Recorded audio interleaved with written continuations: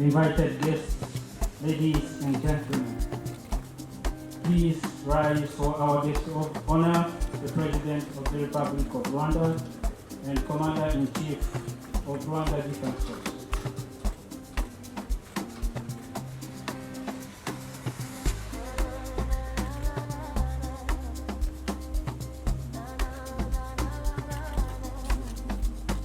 Your Excellency, we will remain standing for the national anthem. Fine.